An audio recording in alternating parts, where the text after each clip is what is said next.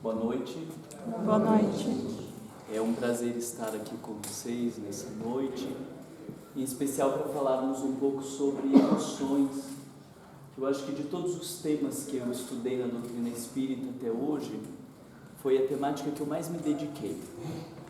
Nós começamos a estudar emoções a partir de um trabalho do presidente da Federação Espírita do Rio Grande do Sul, que chamava a Educação dos Sentimentos. Ele era um físico e começou a escrever sobre esse tema, Jason de Camargo, era o nome dele. Ele começou a escrever sobre esse tema para trazer um pouco do olhar a respeito das emoções e dos sentimentos, porque verificava no movimento espírita, não só lá no seu estado, mas em diferentes outras partes do país, um grande desenvolvimento do intelecto, muitas pessoas conhecendo a doutrina espírita, reproduzindo conteúdos, mas na hora de pensar as relações, a mesma selvageria de sempre.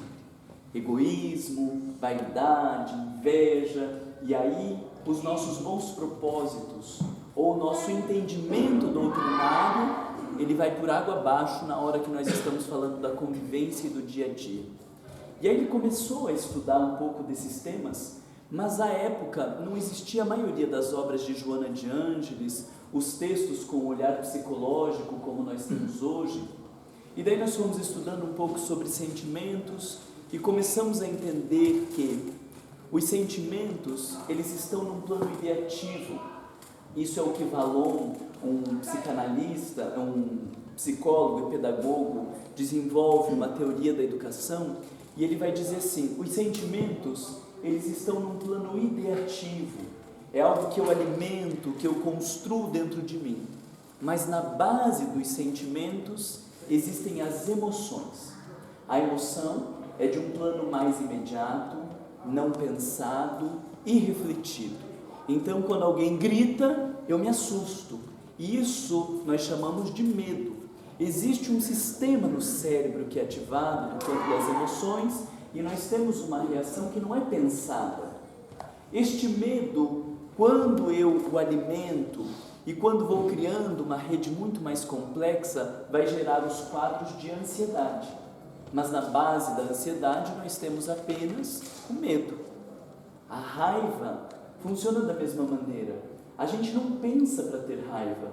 Se alguém para na nossa frente quando a gente está com pressa, a gente simplesmente fica com raiva. Se as coisas não acontecem do jeito que a gente queria, a gente fica com raiva. E se alguém disser, nossa, não precisa ficar com raiva, a gente fica com mais raiva ainda, porque além do problema que já tinha, tem um abobado dizendo que não tem que ficar com raiva. Porque é uma reação praticamente instintiva. Mas se eu começar a alimentar esta reação, e chego em casa e digo, você não imagina o que fulano me fez, por que fez isso, fez aquilo, e depois sempre que falarem no nome do fulano, eu ficar pensando que ele fez isso e fez aquilo, eu então começo a desenvolver sentimento por aquela pessoa, por aquela situação, até que nós vamos encontrar o quadro de ódio ou de ressentimento, que daí é do campo dos sentimentos, do campo ideativo. Então Vallon é um dos autores da psicologia que fundamenta a ideia de que na base de todos os nossos problemas humanos, na base da violência, da guerra ou das grandes ações humanitárias, o que nós temos na nascente são as emoções. As emoções que não aprendemos a lidar desde criança, porque o máximo que os nossos pais souberam fazer foi tentar reprimir as emoções. Então, se uma criança está brava, a gente diz, se acalma, credo, não precisa de tudo isso. Se a criança está triste, a gente diz, se alegra, meu Deus, vai ficar triste o dia inteiro, aí amuado no canto. E se está muito feliz, a gente também não quer que fique muito feliz, porque começa a irritar a gente que está do lado. E então o máximo que a gente soube fazer é tentar silenciar as emoções das pessoas. Mas não conseguimos entender que ter uma vida emocional plena e bem organizada é a base para o desenvolvimento de um ser humano mais consciente e realizado na vida.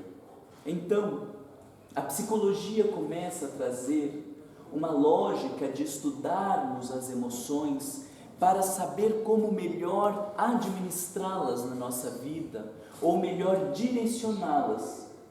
Porque estas mesmas emoções, como eu disse, que servem para as grandes tragédias, elas também estão na base das grandes realizações.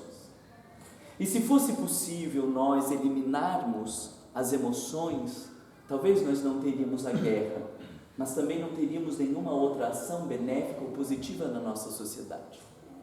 E o mais interessante de tudo isso é que muito antes da psicologia existir como ciência, em 1857, Allan Kardec já falava a respeito das emoções, destas energias que nos tomam e que nos fazem agir no mundo, gerando tragédias ou grandes realizações.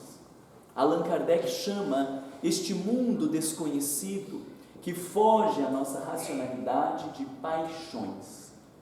E primeiro, ele pergunta se as paixões, elas são um problema em si. Se existe um mal em si das paixões, porque nós já trazemos isso, de que se emocionar é algo errado, de que é um problema. Se uma pessoa está chorando, a gente diz, não fica triste, não chora, se alegra, porque parece que temos como uma imagem coletiva que a gente precisa se afastar das paixões porque elas são um problema. E Allan Kardec pergunta se as paixões são um problema. E o que vocês acham que os espíritos respondem a ele? São um problema ou não são um problema? O pessoal de ontem não pode responder porque eu estava de educação dos filhos e falávamos disso, então não tem direito de responder. Mas para quem não estava ontem, o que parece? São um problema ou não são um problema? É para vocês, no mínimo, fazer assim com a cabeça. Assim. São um problema ou não são um problema? Não. Dizem os espíritos, não. Não há um princípio mau por trás das paixões, mas elas se tornam um problema quando vivemos o excesso destas paixões. E na pergunta seguinte, Allan Kardec vai entender que as paixões, elas são como um corcel, como um cavalo fogoso, que quando colocado a nosso serviço, nos permitem chegar a distâncias que não conseguiríamos pelas nossas próprias pernas. Mas este mesmo corcel, que me permite ir tão longe, quando eu não saiba guiá-lo, vai gerar uma tragédia. Sabe a diferença de um cavalo puro sangue e de um cavalo marchador, ou de um cavalo de sangue frio? Sabe ou não? Senão eu explico para você. Não sabe não. Existem cavalos que a gente chama de sangue frio, um cavalo marchador, que você senta em cima dele e ele fica ali paradinho. E aí você pode deixar a criança deitada em cima dele que ele vai ficar paradinho, bem bonitinho assim, porque ele é de sangue frio. Para correr, você tem que cutucar o cavalo, alguns você tem que bater, e aí ele vai correndo. Mas ele corre enquanto você estiver batendo nele, porque a hora que parar, ele para também. Agora, os cavalos de sangue quente, que é a expressão que Allan Kardec usa, os corcéis, são cavalos que parece que nasceram para correr. E quando você senta em cima dele, ou melhor, já é difícil de sentar em cima dele, porque ele já começa a se virar e ele já está ali pronto para sair, e você senta em cima dele, se você apenas soltar a rédea, ele já sai correndo. E se você distraidamente soltar assim rápido, ele já sai correndo e você cai para trás. Porque parece que está na natureza dele, este sair correndo, e ele diferente de um cavalo de sangue frio, que quando você para de bater, ele para de andar. Um cavalo de sangue quente, se você não frear com força, ele não para de andar. Então, quando Allan Kardec fala das paixões, comparado a um corcel na nossa vida, ele está falando de algo extremamente potente, que pode nos conduzir a grandes distâncias, mas que pode causar grandes estragos, se não soubermos como usar. E nenhum pai minimamente responsável colocaria uma criança para andar em cima de um corcel. Aqueles cavalos chinfrins que estão lá no parque, precisa de alguém puxando, não oferecem risco nenhum, mas de um corcel, jamais. Então precisamos dessa analogia para pensar as nossas emoções. A tristeza, o medo, a raiva, a alegria são como corcéis que podem nos conduzir a lugares inimagináveis, que podem nos proporcionar experiências profundas, marcantes e transformadoras, mas podem também nos destruir. Porque a mesma tristeza que leva Van Gogh a um estado de introspecção e uma postura artística de traduzir em telas imagens e emoções como nunca vistas, é a mesma depressão que conduz as pessoas ao suicídio. Consegue entender essa lógica? A mesma raiva que leva Gandhi a proporcionar uma revolução e ficar conhecido no mundo inteiro, é a mesma energia que leva as pessoas a fazerem a guerra e destruírem nações. A mesma energia que é preciso para educar um filho, dizendo dos seus limites e das suas responsabilidades, é a energia que pode servir para estuprar uma pessoa, matá-la ou fazer mal. Depende apenas do estado de consciência, da direção e da intenção que mova o sujeito. Mas as emoções, elas são energias que, dizem os espíritos Allan Kardec, são criadas para levar o homem ao bem. Se ele mal utiliza, é de sua própria responsabilidade. Então começamos a entender que a evolução, ela não está ligada a não ter emoções. Porque aquela imagem de anjinho que um dia o ser humano se transformaria, tocando harpinha, sem sexo, um pintinho assim pequenininho, sem sexo, para dar uma ideia de que não há sexualidade, de que não há agressividade, de que não há força, de que não há vontade. É um resquício que nós ainda trazemos da Igreja Católica, que associou as emoções a problemas. Porque imagina, se o padre diz que você tem que se confessar todas as semanas, que você tem que pagar o dízimo, e você começa a dizer, mas por que tem que pagar o dízimo? E aí começa a desejar um pouco mais, então nós começamos a criar um discurso de que isso é desequilíbrio. Essa gente que questiona aí, é desequilibrada. Estão vendo lá os outros bonzinhos, não questiona, quieto, que aceita, essas são as almas que vão para o céu. Só que nós não soubemos fazer a leitura de que por trás desse discurso religioso existia todo o movimento de manutenção de poder.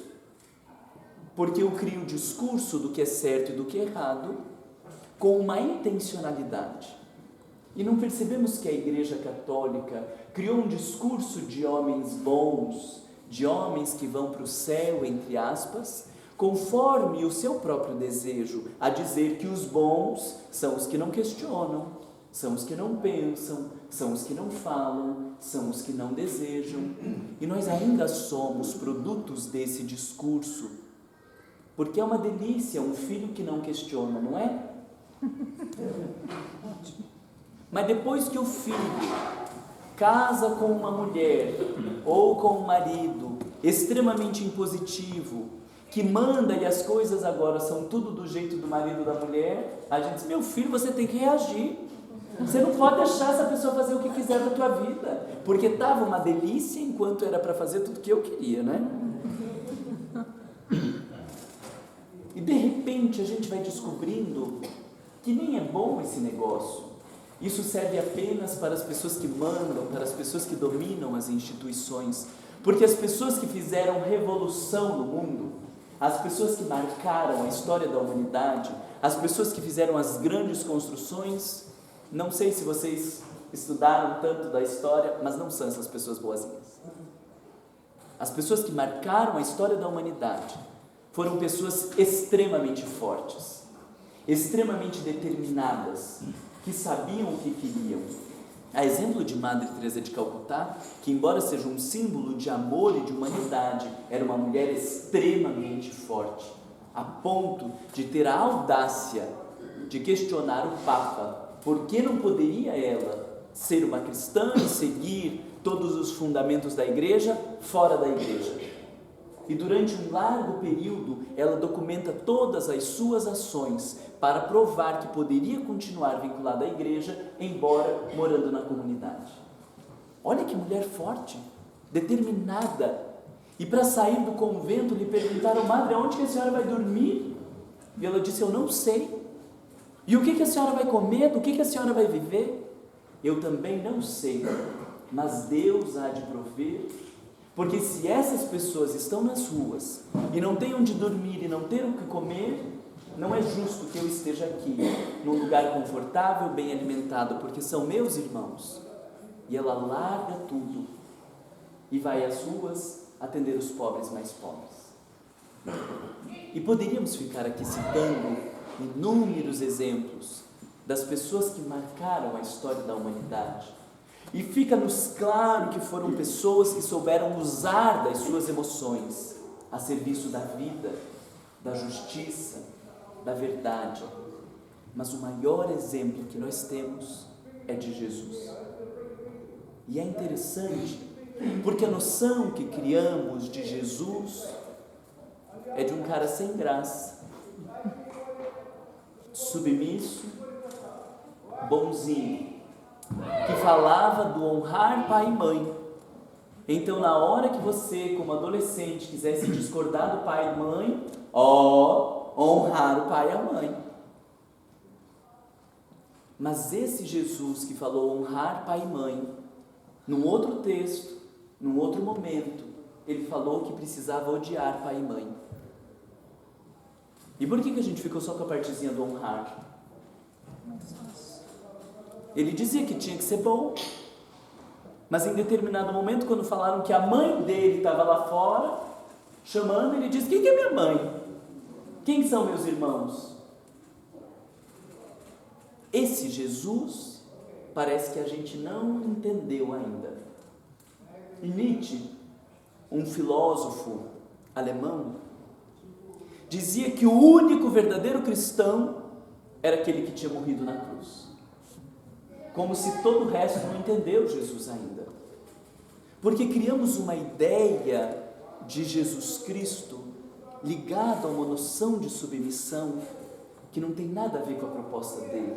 Jesus foi um verdadeiro anarquista. Conversava com mulheres, mas não só mulheres, prostitutas. Naquela época, há 2000 anos atrás, um homem se haver com prostitutas, eu não consigo pensar qual é a imagem que nós compararíamos com os dias de hoje. Questionava os doutores da lei, aqueles que diziam o que era certo e o que era errado, e como determinavam que uma sociedade deveria viver, e ele estava nem aí para o que as pessoas falavam, não porque era louco, mas porque não estava comprometido com essas questões sociais. Ele estava comprometido com a verdade. Jesus, para nós espíritas, é o que consideramos como um espírito puro. Na caminhada, no processo evolutivo, ele chegou lá no final. É claro que não é um final em termos de desenvolvimento, é um final em termos de formação, assim como a gente quando faz uma faculdade, né? Você é louco para fazer uma faculdade, terminar uma faculdade. Depois que termina a faculdade, acabou? Não. Quando termina a faculdade, acabou a sua formação. Mas agora é que a coisa começa a ficar legal. Porque agora você vai pôr em prática tudo aquilo que você aprendeu. Quando Allan Kardec descreve os mundos primitivos de provas e expiações, os mundos de regeneração, os mundos felizes e os mundos celestes, ele está descrevendo a nossa formação. Porque quando nós nos transformamos em espíritos puros, que é o final desta caminhada, então agora nós vivemos em plena consonância com a lei de Deus. Agora Eu e o Pai somos um, dizia ele. E aí é que a história começa a ficar legal. Porque aí é que a gente vai começar a trabalhar de verdade. Então Jesus era um espírito puro. Na formação ele chega ao mais alto estágio da escala que nós pudemos compreender. E aí eu pergunto a vocês, Jesus tinha raiva? Ó o conflito. Agora, espírito puro, chegou no mais alto grau que podemos imaginar. Tinha raiva? Uns arregalaram o olho quando alguém aqui falou tinha na frente. Tinha. E eu fiz questão de pesquisar em todos os evangelhos, porque vai que era só Marco que estava meio louco, que fosse mais inflamado, e daí quis dar umas lá de que Jesus deu umas enraivecidas, mas era o tom dele, a forma dele pensar, né? Mais agressivo? Não. Todos os evangelistas falam a mesma coisa, que Jesus, em diferentes momentos, se irou. E aí agora, você tem que levar essa para casa. Que Jesus era um espírito puro, e tinha raiva, e se irou, se exasperava. Tem um momento, quando eles estão no templo, aparece um homem com uma mão seca, eles dizem, uma mão atrofiada, sabe-se lá o que aconteceu, pede para Jesus curar, e alguém questiona, mas pode curar no dia de sábado? E dizem, e Jesus, olhando em derredor, com ira, cura o homem. E tem um outro momento que é mais engraçado, quando Lázaro aparentemente tinha morrido. Lázaro tinha duas irmãs, Maria e Marta.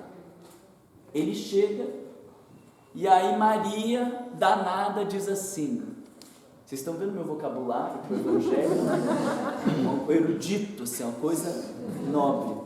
Aí Maria chega assim, eu vejo até ela colocando na cintura e dizendo, se o Senhor tivesse chego antes, meu irmão não tinha morrido. Abusada, né?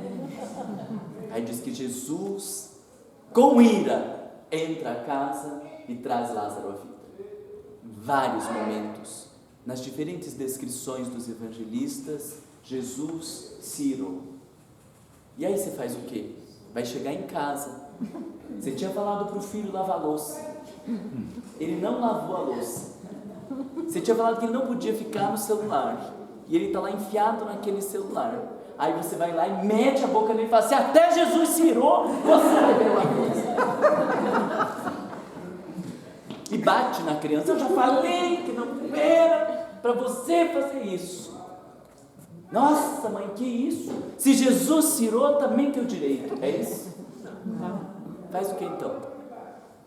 Controla, direciona. Mas controla. E aí a gente está controlando a raiva. E fazendo refluxo, gastrite, hérnia de hiato, úlcera, síndrome do intestino. Eu vou falando e as pessoas vão... Cada um vai se entregando, né? A síndrome do intestino irritável, aquela dor de cabeça que não passa, como que é que fica assim, pulsando? Só para saber se sabe, enxaqueca. Porque controlou um corcel dentro de si e disse para o corcel que ele tinha que ficar parado. Mas a natureza dele é de ação. Faz o quê? Ele pode andar, mas sem atropelar. Pode andar sem atropelar. Tem que ser dominado, né? Domado. Direcionado. Na prática quer dizer o quê? Porque na teoria está bem bonito, né? Amado, direcionado. Meu filho, eu falei para você lavar a louça. Mamãe precisava que você lavasse a louça. Isso a gente aguenta uma semana, né? Porque depois de 5 dias a gente está querendo matar aquele garoto de 15 anos que não se submete. A gente até faz uma linha, né? Na frente, no centro espírita, meu bem, vem aqui, né? Na frente dos outros, vai que é uma delícia. E quando chega em casa, antes os pais só pelo olhar, né? Quando olhava a gente já estava rendido, né? Meu Deus do céu, o que vai acontecer? A minha mãe, ela tinha cretinice, ela tinha uma unha comprida, ela beliscava a gente, sabe aquele belisca aqui embaixo, assim? Ela beliscava a gente, e ai, se você grita numa hora daquela, né? Ou se você diz que ela está beliscando, aí você só segura aquilo ali e pensa, um dia eu vou sair de casa, não vou precisar mais me submeter a isso. A raiva, nós podemos olhar por um aspecto destrutivo, porque, como eu dizia, é o que faz uma pessoa matar outra. Como nós vemos muitas vezes nos noticiários no Brasil, uma briga de trânsito, um vai lá com um cacetete, com um extintor e mata o outro, porque alguém buzinou, porque alguém chamou atenção, por conta de uma traição, nós vemos grandes tragédias. Então, para que serve essa raiva? A tristeza que tem levado as pessoas à depressão, que tem levado as pessoas ao suicídio. Para que serve essa tristeza? E qual o sentido disso como um corcel na minha vida? Nós começamos então, para facilitar um pouco a vida, a nossa vida, digo, né? Pensar que as emoções, elas são energias. E como energias, elas têm um papel na nossa vida. O medo é uma energia de autopreservação. Se o teto agora começa a rachar, nós teremos que reagir com medo. Uma pessoa louca vai dizer, não tenhamos medo. Se nós estamos reunidos aqui em nome de Deus, Ele não vai permitir que esse teto caia até às 8h10. Mas os que são saudáveis vão sair correndo. E não interessa o palestrante, não interessa marido, filho, é lá fora que as mães vão estar gritando, cadê meu filho, cadê meu filho? Porque nessa hora, a gente vai passando um por cima do outro, porque está com medo. O medo, então, é uma energia de autopreservação. Mas quando alguém diz, fulano, pode vir aqui à frente fazer oração para a gente também reage com medo. O coração acelera, descompassado, hoje não. O pessoal lá no centro colocava uma balinha na boca, estou com bala. Até o dia que eu disse, mas vem com bala mesmo fazer oração, aí parou a palhaçada da bala. Mas não sirvo para fazer palestra, não sirvo para fazer oração, não posso fazer isso, não posso fazer aquilo, com medo. A gente nem pede no final para a pessoa fazer oração, fulana, quando terminar você faz a oração para a gente, porque ela vai passar a palestra inteira pensando na oração que ela vai fazer no final, então a gente nem fala, pega de chofre, faz a oração pra gente. Qual é a diferença entre a autopreservação deste estado, onde o teto vai cair e a gente reage com medo, com o coração descompassado, deste medo de fazer uma oração em público, ou de precisarmos pedir desculpa para uma pessoa? Vocês já pediram desculpa?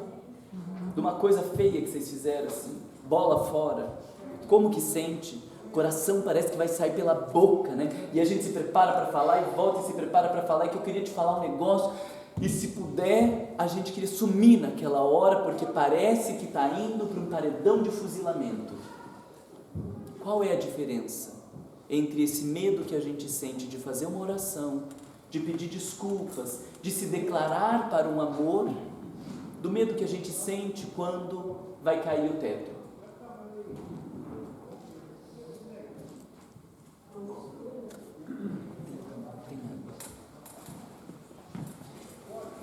Se nós pensarmos o medo como energia de autopreservação, nós vamos entender que nos dois momentos nós estamos nos escondendo ou tentando nos proteger.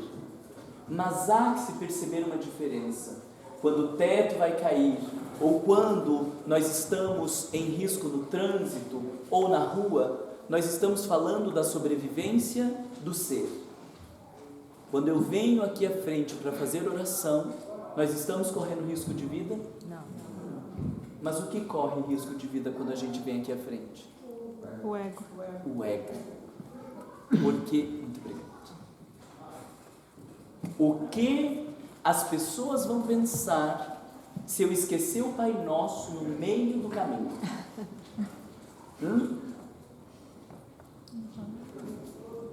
Se eu fizer uma palestra que as pessoas não gostem, corre risco de vida, termina a palestra, leva lá para a salinha e dá uma camaçada de pau na pessoa. É isso que acontece? Não. Então por que nós vivemos um estado de ansiedade, de tanto medo? Porque o que as pessoas vão pensar a meu próprio respeito. E não é o que elas vão pensar, é o que elas vão constatar, né? Que a gente serve para umas coisas, não serve para outras, que está aprendendo, que está se desenvolvendo. Mas a nossa fantasia egóica, nós somos perfeitos, nós somos maravilhosos, nós estamos acima. E quando eu preciso me expor, quando eu preciso pedir desculpas, quando eu preciso me declarar, este ego que se coloca lá em cima, vai por água abaixo. Mas você percebe que é a mesma energia de autopreservação? Adianta, ou seria saudável você dizer para alguém, não tenha medo de fazer isso, de falar com o traficante, de sair lá na rua, no Brasil, às 10 horas da noite, seria saudável dizer, não precisa ter medo, você tem que ter fé, você tem que ter coragem de se desenvolver. Saudável ou enlouquecida essa pessoa? Enlouquecida. Mas qual é o receio de se expor e de contribuir, por exemplo, na casa espírita, coordenando um grupo de estudo, fazendo uma palestra, uma leitura ou uma oração? Eu preciso entender que, embora seja a mesma emoção, quando esta emoção está ligada à minha sobrevivência, nós estamos falando de uma emoção saudável. Mas quando esta emoção é impulsionada pelo ego, nós estamos falando de uma emoção adoecida. E esta regra vai servir para pensarmos todas as emoções. Vocês querem pensar a raiva ou a tristeza para ver se a coisa encaixa? Vocês estão com uma cara séria? Pensando. Tem alguma pergunta até aqui então? Vocês estão pensando? No caso de quando você falou que você mandou o filho lavar a louça, ele não lavou, como eu reagiria?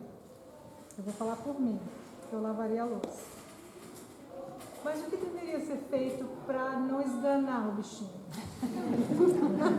Já chegamos na raiva.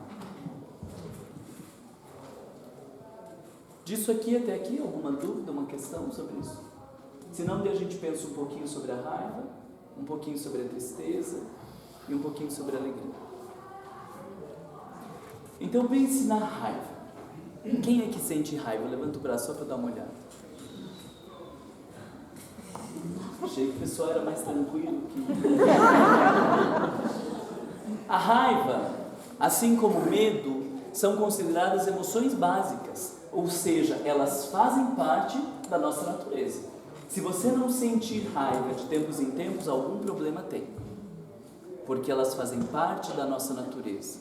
Talvez você caia lá no grande grupo que não sente raiva, mas depois morre com câncer, porque esta energia que deveria realizar-se no mundo, volta-se contra o próprio sujeito num movimento autodestrutivo.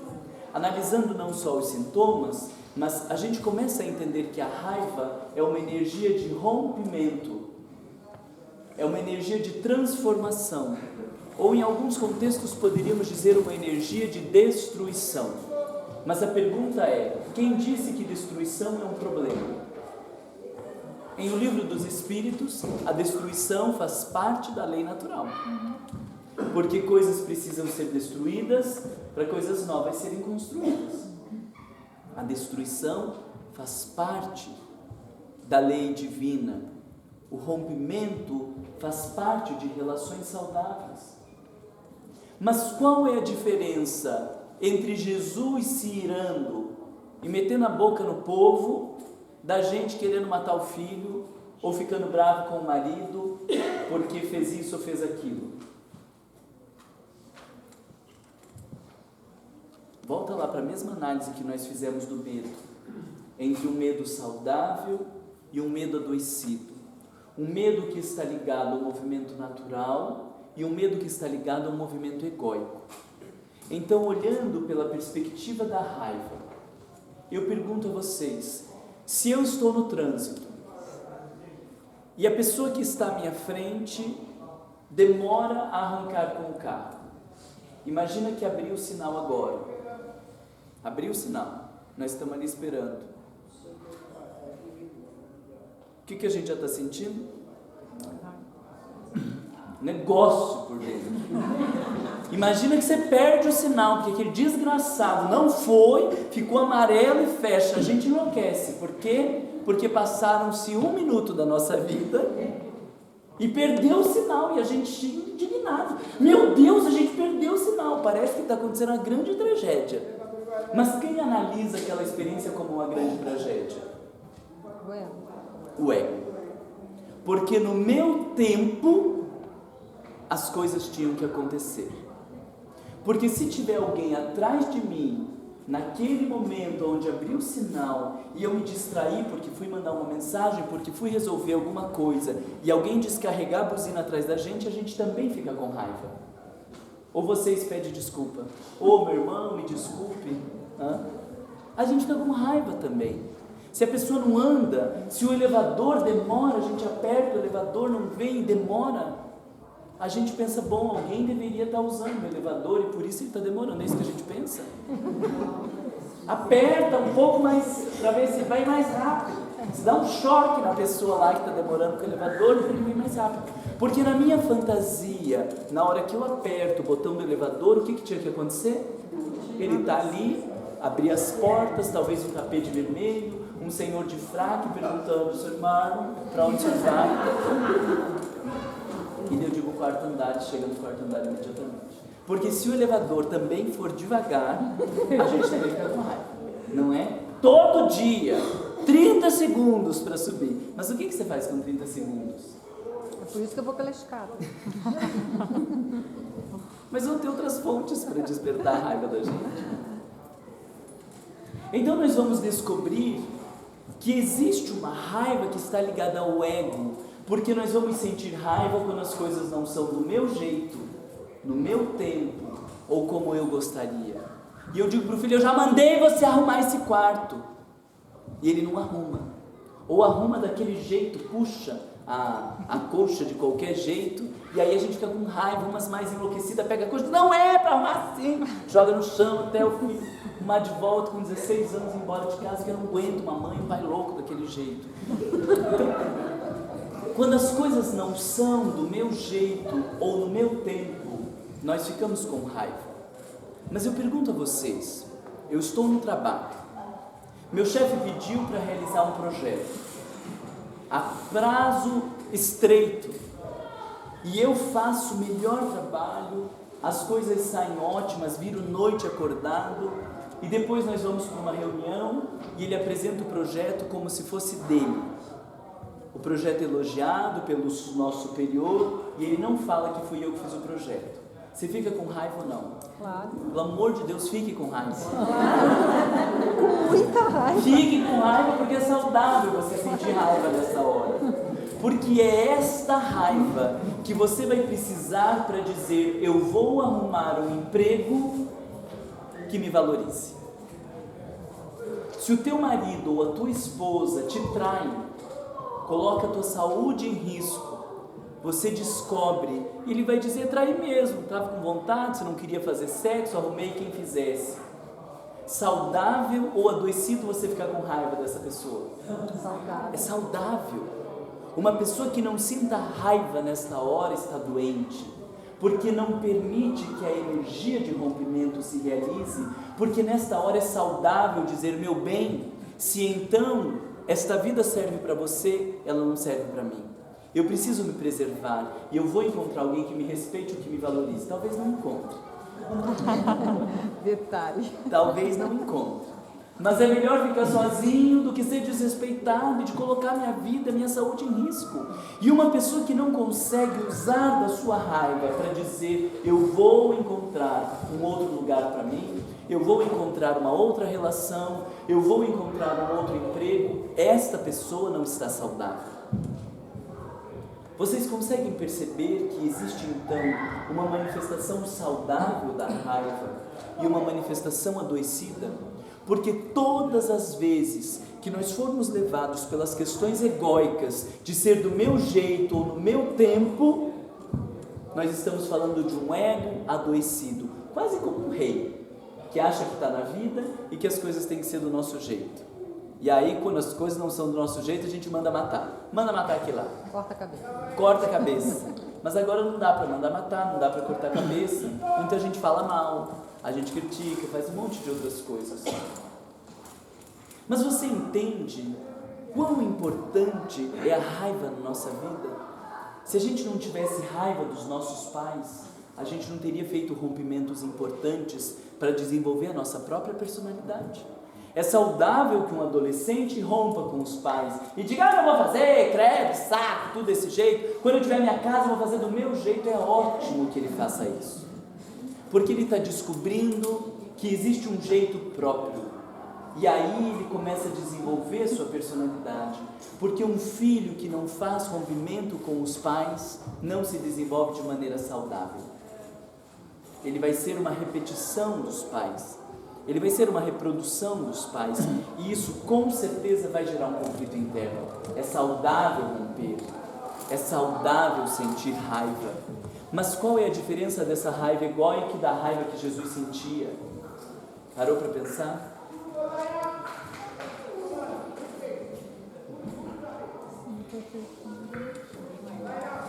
Bem maior, mas não sei porquê. O homem fez e aconteceu, né? Tocou o terror.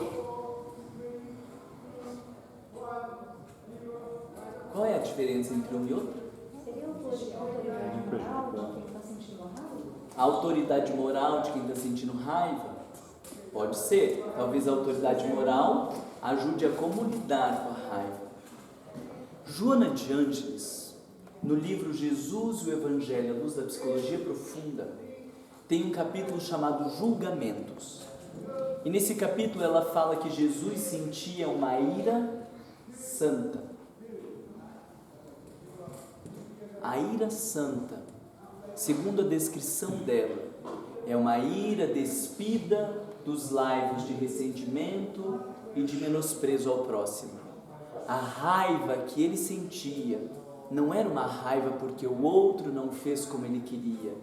Não era uma raiva do sujeito que se sentiu diminuído e que está se vingando. Não era uma raiva do impor o seu jeito de ser. A raiva que ele sentia era a energia agressiva que levava a rompimentos para que se cumprisse a verdade. Consegue perceber a diferença? Então existe aqui uma diferença entre a minha verdade e existe talvez uma verdade que seja universal. O que eu acho que é justo e uma justiça que seja divina. O que eu acho que é certo e uma coisa que seja o correto dentro das leis divinas. A raiva, quando é usada para o cumprimento das leis divinas, é saudável. Alguém merece ser traído e desrespeitado pelo seu marido ou pela sua esposa? Não. Então, é bom usar dessa raiva para buscar outros lugares e outros espaços. Mas as pessoas não fazerem do jeito que eu quero, então nós estamos falando de uma raiva puramente egóica. E essa raiva é uma raiva adoecida. Faz sentido isso para vocês? Sabe qual o meu medo? É agora vocês usarem disso para pegar o filho em casa e dizer, meu filho é a raiva santa, para te botar na linha, para você virar um homem de bem, para você virar gente. E aí agora nós vamos trocando o discurso, achando que a ira é santa, mas o santo era no sentido de fazer com que cumprisse a verdade. E o mesmo raciocínio nós podemos usar para a tristeza. Então, partimos do pressuposto de que existe uma tristeza saudável e existe uma tristeza adoecida. Essa tristeza adoecida é a que leva o sujeito à depressão e que vai levar muitas pessoas ao suicídio. Mas a tristeza, quando vivida de modo saudável, nos leva a um desenvolvimento moral e a um desenvolvimento psicológico. Mas antes faço a mesma pergunta. Jesus se entristeceu? Sim, claro. Quantas vezes? Muitas vezes. Joana de Ângeles, no texto Atitudes Renovadas, diz que nunca o viram sorrindo, mas muitas vezes o viram chorando, a ponto de caracterizar que a tristeza era familiar. Então, veja bem, um espírito puro, que já chegou no final de todo o seu processo de formação, se entristeceu. Mas quando a gente vê uma pessoa triste, qual que é a nossa reação? Chorar junto? Sentar do lado? Acolher a pessoa? A tendência da maioria de nós é querer tirar a pessoa da tristeza, como se a tristeza fosse uma coisa ruim, como se ela fosse um problema. E a gente diz: menino, mas que isso? Não fica triste não, se anima. Se levou um fora do namorado, o que faz? Vamos sair, pega os amigos dele para ele ver. Bem bonito, né? A fila anda, sacode a poeira, vamos para a vida. E aí vai lá pro barzinho, né, pro pub, vai se divertir. Essa tristeza é uma tristeza adoecida. E a vivência sequenciada dessa tristeza vai levar o sujeito à depressão. Porque existe uma tristeza que é saudável e que deveria ser cultivada no nosso dia a dia, que deveria nos levar a um processo de interiorização. Minha esposa me traiu, meu marido me traiu. É saudável ficar triste? Muito. Meu filho morreu, meu pai morreu. É saudável ficar triste? Muito. Uma pessoa que no velório de um ente querido, se for querido de verdade, não estiver triste, tem algum problema. Vocês já viram aquelas pessoas meio desajustada? Não, tem que ficar bem, a gente acredita na vida após a morte, a gente acredita que está bem, está num lugar bom, porque acha que espírito evoluído é isso, que não fica triste. A gente tem certeza que ele está bem, já chegou uma notícia lá no centro ontem, que ele estava bem. É esta pessoa que não vive a tristeza como uma consequência de uma perda, é o sério candidato à depressão lá na frente. Mas vai deprimir depois quando morre o cachorrinho. Aí morreu o cachorrinho e a pessoa deprime e fala: meu Deus, era só um cachorrinho. Não, o cachorrinho foi no meio de 500 tristezas não vividas em processos não amadurecidos. E aí, por óbvio, quando surge uma tristeza, parece que rompe o dique e o sujeito entra em quadros depressivos, porque não viveu a tristeza de maneira saudável, porque não entendeu que quando morre um ente querido, o esperado é que fique triste, é que chore, é que viva um processo de interiorização, de silenciamento, de transformação moral. Depois que a gente perde um emprego, eu preciso ficar triste se eu gostava desse emprego. Eu preciso pensar: caramba, o que houve?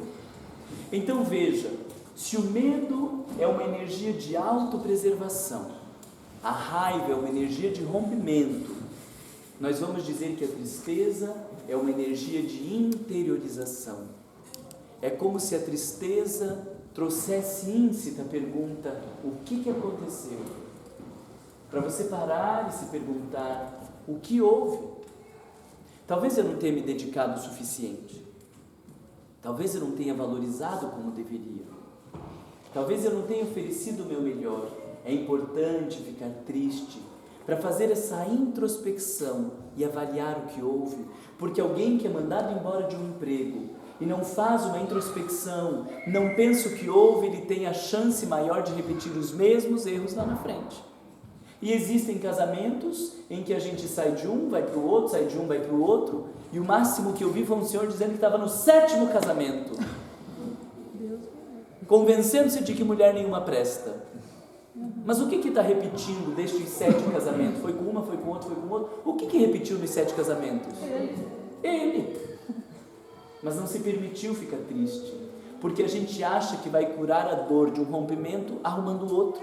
E as pessoas, na primeira semana, depois que termina uma relação, já estão lá no Tinder, no não sei o que lá, para arrumar algum outro.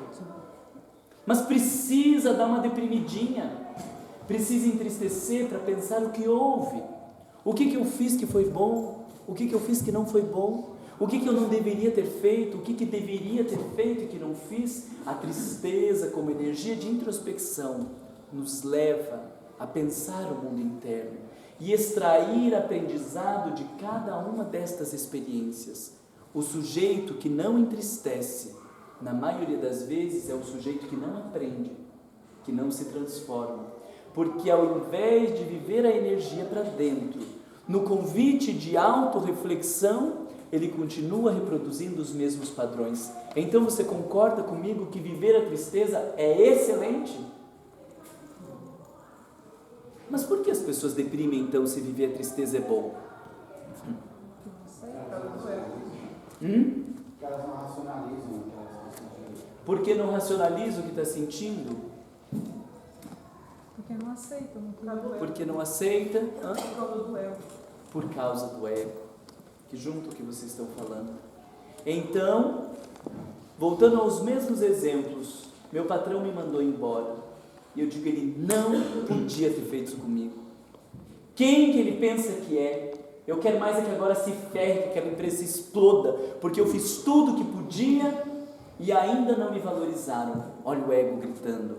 Eu no centro do mundo, eu num pedestal, eu um reizinho, e quando as coisas não são como eu queria, eu não consigo assimilá-las. Agora não é a hora. Agora é hora de pensar a meu próprio respeito. O meu marido me trai, e então eu vou pensar sobre essa relação. Uma traição não quer dizer o fim de um relacionamento. Há casais que depois que vivem uma traição, aprendem ao seu próprio respeito e começam um relacionamento como não viviam antes. Alguns procuram terapia de casal, outros vão ver que a relação estava morna, que estava sem graça, e começam a investir num relacionamento e desenvolvem uma relação extraordinária, que antes era morna. Então veja que excelente viver às vezes um problema como esse. Mas se o ego entra em cena, entra o eu não admito.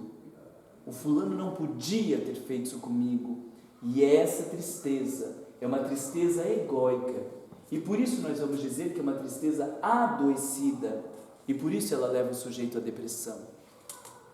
Mas a tristeza, quando não é movida por essa postura egocêntrica, quando nos leva a refletir o que eu preciso aprender, o que eu posso me transformar, como as coisas podem ser melhores daqui para frente, este sujeito cresce e se transforma. A morte de um ente querido talvez nos fale de como deveríamos tratar as pessoas à nossa volta. Porque a gente vive como se fosse passar aqui eternamente. Tchau, tchau.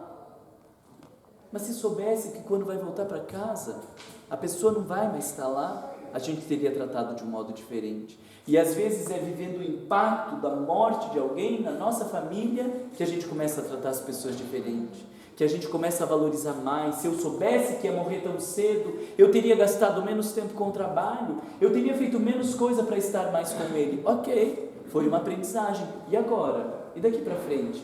Vai continuar tudo igual? Ou será que isso vão ser experiências que me transformam para que eu valorize mais as relações? Para que eu valorize mais as pessoas que estão à minha volta? Para que eu faça a diferença na vida delas e elas na minha? Faz sentido isso para vocês? A raiva, o medo, a tristeza, elas foram vistas como emoções negativas, como se nós tivéssemos que nos livrar delas. Mas o sujeito que não vive raiva não faz rompimentos saudáveis. O sujeito que não tiver medo não se preserva e não consegue existir. O sujeito que não tiver tristezas não aprende e não se transforma. Elas são emoções necessárias para a nossa vida. E a melhor referência de como vivermos as nossas emoções é Jesus como Espírito puro. Veja que nas vezes que ele entristecia, ele se recolhia. E ao invés de ficar reclamando ou esbravejando, qual era a postura que ele tinha? Silenciava. Em alguns momentos que nós temos notícia das suas orações, ele dizia: Pai, seja feita a tua vontade e não a minha. Então aí também temos um direcionamento de como viver as nossas tristezas, como um convite para silenciar, um convite para ouvir o nosso mundo interno e se perguntar: o que o Senhor quer me ensinar com isso? O que eu preciso aprender com essa experiência? E com certeza, se nós conseguimos dobrar este ego e nos silenciarmos para ouvir o que Deus quer nos ensinar, a tristeza cumpre com um papel divino e nós nos tornamos pessoas melhores, fazendo uso do medo, da raiva, da tristeza no nosso dia a dia. A proposta da doutrina espírita, meus amigos, não é uma proposta repressiva, de negação, de esquecermos deste mundo interno. A proposta da doutrina espírita é de autodescobrimento, de reconhecermos que somos seres emocionais e que, se soubermos entender este mundo interno, nós conseguiremos colocá-lo a favor do nosso desenvolvimento e do desenvolvimento da humanidade. Porque temos visto uma sociedade que desejou anular as suas emoções. E não cometemos grandes crimes. Eu imagino que vocês não têm cometido grandes crimes até hoje em dia, né? Mas também não fazemos grande diferença onde estamos. E temos vivido uma sociedade de homens medíocres. Porque não geramos tumulto, contradições, questionamentos, mas também não fazemos nada. Somos mornos, os mesmos mornos que Jesus se referiu, que Paulo se referiu, ai dos mornos. Porque pelo medo dos excessos, pelo medo dos equívocos, pelo medo dos riscos, nós deixamos aquele cavalo que estava à nossa disposição para correr mais longe, para chegar mais rápido, nós deixamos ele ali parado. Mas a proposta era de chegar lá à frente. E se nós não soubermos fazer uso desse mundo emocional, nós continuaremos perdendo mais tempo. Jesus nos convocou para sermos os trabalhadores da última hora. Para mim soa como: tem que aproveitar. Porque se você souber aproveitar dessa reencarnação o melhor possível e oferecer o teu melhor nesse processo de construção, você vai ter o salário dos trabalhadores da primeira hora. É só uma hora, é só a última encarnação, mas não dá para perder mais tempo, não dá para se distrair, não dá para ficar se atrapalhando com os discursos superficiais. A proposta é de autodescobrimento, de olharmos para dentro de nós, de reconhecermos como espíritos reencarnados que não estão aqui de férias, a passeio ou para divertimento. Somos, na grande maioria, espíritos comprometidos com o passado, que pediram ardentemente para reencarnar. E quando agora que estamos, não podemos desperdiçar essa oportunidade de crescimento, de transformação e de renovação. Deixo aqui para vocês o convite de trabalharmos juntos pelo processo de autodescobrimento, pelo processo de fortalecimento enquanto uma coletividade para a construção de um mundo melhor.